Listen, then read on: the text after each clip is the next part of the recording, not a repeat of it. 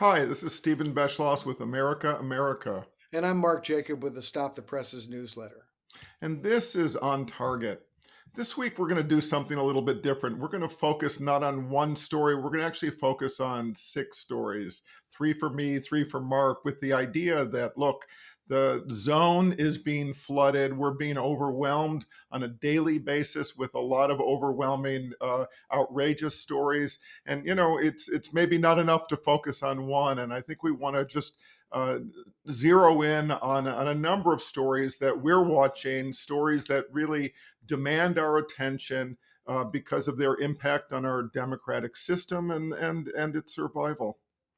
Yeah, Stephen, I want to start with the Qatari jet gift or a gift. Some people call it a gift, some people call it a bribe. In any case, Indeed. it's a kind of disgusting and demeaning exercise by Trump, where he just says, "Well, we're getting some free plane from Qatar, and and this is great news." Well, it's not great news. It's a dictatorship, in effect, giving a favor to the president of the United States with no congressional oversight or acceptance. And I mean, Qatar, let's remember they funded Hamas. I mean, it's not like this is some sort of great country we want to be pals with. Trump wants to be pals with them because he's trying to cut all these deals for his private business in the Middle East. And so this is going to be the way they have set it up, is that they're going to have this Defense Department take possession of it. But there's also been talk about Trump using it or having it for his library Right. after. Now he's Trump said flat out that he's not going to use the plane after he leaves office. But let's remember Trump lies a lot, and Yeah. and I think I think he's clearly planning to use the plane after he gets out, and it's just a trap, the trappings of royalty to him. Yeah, look, I mean, I've been writing about corruption. I think I wrote a piece called "The Grotesquerie of Corruption." That whole trip to the Middle East was all about what he could pocket for his own benefit. $400 million airplane, which I'm sure he will take for himself after he leaves office if it happens. The Pentagon has approved it as of today. But I think there's still an opportunity that Congress does have, at least the Democrats have, to push back against this. And, it's one piece of this overwhelming corruption that's happening. There's the, $2 billion deal over regarding the crypto business. We've talked about it before. But I think, this is just going to be a story we got to keep watching. Right. I mean, I've heard it said in other places that if the corruption was the only problem, and everything else he was doing was okay, we might even overlook it. But it's part and parcel of the intention to use this administration to consolidate power and to increase his wealth in grotesque and absolutely unacceptable ways.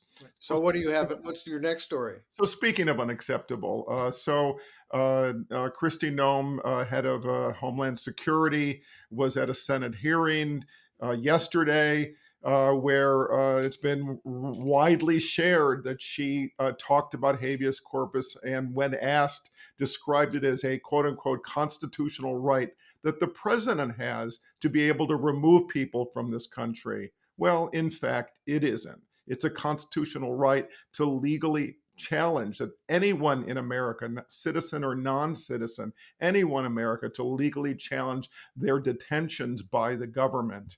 Um, this needs to be understood in the context of last month. Stephen Miller talking about Trump suspending habeas corpus to hasten deportations. This is part and parcel of this effort underway to accelerate their mass deportations, whether it follows the law or it doesn't. And, in this case, a lot of the focus has been on, is she really that ignorant of what the law is? This Article 1 right in the United States Constitution. My view, maybe, but I think it's more likely that it's an example of her arrogance and her hostility to the Constitution, her and this regime and their commitment to pursuing their actions, legal or illegal, to be able to get what they want. And, this is something we've just got to pay attention to. Yeah, I think maybe she was just performing for an audience of one for Donald Trump, and so she's just going to spout the party line, and she doesn't care if she looks stupid to anyone else because that doesn't matter. It just lying for the king is the thing that you do. Uh, Yeah. and speaking of lying for the king, I do want to express my own concern about the CBS possible capitulation to Trump. Now, this is something that's been going on for quite a while. CBS's 60 Minutes had an interview with Kamala Harris before the election. They edited it because you know what, Stephen? That's what journalists do: is they edit interviews and present them. Surprise, surprise. Yeah, yeah. Well, how unusual. No, it's something that happens everywhere all the time. And so Trump sues because he says that they took out one of her quotes. Well, of course they did because that's called editing. And so it's a stupid suit. No way would it go anywhere. But CBS's parent company, Paramount, is trying to get a deal with Skydance for a merger, and that's sitting in the Federal Communications Commission, which is run by Brendan Carr, who's a Trump lackey, and Right. he's holding up the deal. So in effect, they're holding that deal hostage to try to get CBS to either admit wrong and/or pay them money, even though they're not guilty of anything and did nothing wrong. And this is the kind of extortion we're seeing out of this administration. I mean, it's shocking, and it's only going to get worse. And if news organizations capitulate, it's going to be just then you have this kind of cascading attack on the free press, and there are indications CBS may fold because the chief of their news division quit just the other day, Right. saying that the pressure had been intolerable. Right, and this is like the top producer of 60 Minutes also resigning in recent weeks. It's and Sherry Redstone, who's determined to sell the company, and who's head of Paramount, and it's another business deal in essence for her. But the consequences of this for free speech couldn't be more important. Yeah, really. So, speaking of free speech, speaking of telling the truth, you've got the Walmart CEO Doug McMillon, who said about a week ago that he's expecting to raise prices because of the tariffs. That it would not be that the company would not be able to quote unquote absorb the pressure. Well, guess what? That was an honest statement of the economic reality that Trump and his tariffs have created. First at 145% tariffs on China, then reduced to still a quite large 30% tariffs that will have an impact on many retailers. Well, what was Trump's reply to that honest assessment by the head of Walmart? "Quote unquote, Walmart should stop trying to blame tariffs as the reason for raising prices." Trump also said that they should eat the tariffs, and then threatened, and this is maybe the most important thing, "I'll be watching, and so will the customers." So here again, we have threats, intimidation, stoking fear in the private sector. So much for free enterprise, and another sign, that he's just looking for a way to bully everyone into submission. And I'm hoping, whether it's Walmart or other retailers, that they'll stand up and tell the truth. And also his argument doesn't make any sense. This is the same guy who said that foreign countries are going to pay for the tariffs. Right. So he says that, It's a and then so not a tax on us, yeah, not a no, tax on our companies. and then he says Walmart has to eat the tariffs. So the tariffs are being eaten twice. Is that what's going on here? It's just it doesn't stand up to any logic, but it doesn't have to. It's just a king making a decree. Right. And I want to mention the Medicaid thing that's coming up. That's being wrangled with now, and again, you have this dishonesty from Trump. He says, "Well, we're not going to touch Medicaid. We don't want to touch Medicaid." And you have members of the Congress saying, "Well, we're only going for waste and abuse, and this and that," and Sure. yeah, same old thing. Yeah, like they always say that. Well, it's just a matter. We're just going to find waste. Well, how much waste? Like 400 million in 500 million in waste, really?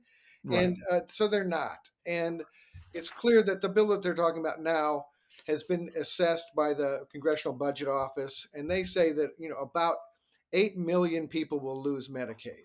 Mm. because of this. And so all these people have said, well, we're not going to cut Medicaid. Yeah, they're going to cut Medicaid. They are. They're lying to us. And they're hoping that it gets through. They keep on having these meetings and discussions and hearings at 1 a.m. Right. And I mean, it's this embarrassing thing where they're desperately trying to get their super rich donors a big tax cut while they stick it to the poor yet again. I mean, they just keep on sticking it to the poor. Yeah. And it's at some point in time, people have to realize this, and they have to understand who the Republicans are representing, and it isn't the American people; it's their donors. Yeah, I mean, what kind of a country is it that would allow millions and millions of Americans to lose sort of basic health care just so you can enrich the richest people in the country? I Yeah, mean, to further enrich them. I mean, it just it defies logic, but this is the basis that these decisions are being made, and it's worth noting. I mean, not only their 1 a.m. sessions to try to shove this thing through. Remember when Affordable Care Act was going through, when the Obamacare was under discussion, there were hearings, hearing after hearing, and week after week, so that various people, both within government and outside of government, had a chance to actually respond and talk about what it would mean, what the impact would be. These guys, well, they're trying to do it all in secret. yeah, it's Tells you everything. shameful. So Speaking of look, secret, yes, speaking of secrets, so the last story is one from yesterday. It has a lot of echoes of the Kilmar Abrego Garcia story, who was kidnapped, in my view, and deported to El Salvador in the gulag there. In this case, it's another case. A dozen migrants from Vietnam and Myanmar were deported to South Sudan in violation of a court order, much like Abrego Garcia, and they were quickly deported, even though the judge, it was Brian Murphy, had barred the Trump regime from doing so without first hearing their concerns that they could be tortured or persecuted. They were sent from Texas, and it represents, as the judge said, potentially criminal contempt. So here we are again, in their determination to shove through their mass deportation, violations of the law, ignoring constitutional rights that everyone in the country possesses. right? And think about the cruelty. I mean, they're sending these people to South Sudan, which is a war zone. I Yeah, mean, it's a place where Americans are warned not to go to. yeah, yeah. Yeah, I mean, for multiple reasons, because of kidnapping, because Yeah, of high crime, because of armed conflict. But right. that's where this administration, exactly right. I mean, in their cruelty, is sending these people. Yeah, it's just mind blowing. So that's six subjects, Stephen, and That's a lot, yeah, but you barely. and it's a tiny slice of this larger reality that we're I know, facing. but we can't shut it off. We have to pay attention to it. We have Yeah, to remain outraged by it. That's what'll save this country if it gets saved is our outrage over this outrageous behavior. yeah, and look, I mean, I just want to say, I think we're highlighting in this case six stories, and I know it can be overwhelming for people who are listening right now to try to kind of embrace all of this, and it's hard to sustain a level of outrage. Six stories or 60 stories or 600 stories. I mean, there's just a flood that's happening every day, every week, ongoing. So part of the thing is, make choices about where you want to focus your attention and where you think you can contribute, and where you want to reach out to your elected officials, or where you want to go and why you want to go to a rally. And how you feel in whatever way you can to respond. That's going to be positive in the long run. But do something. Do something. Yeah. All right. Well, I'll talk to you next time, All Stephen. right. See you then. Yeah.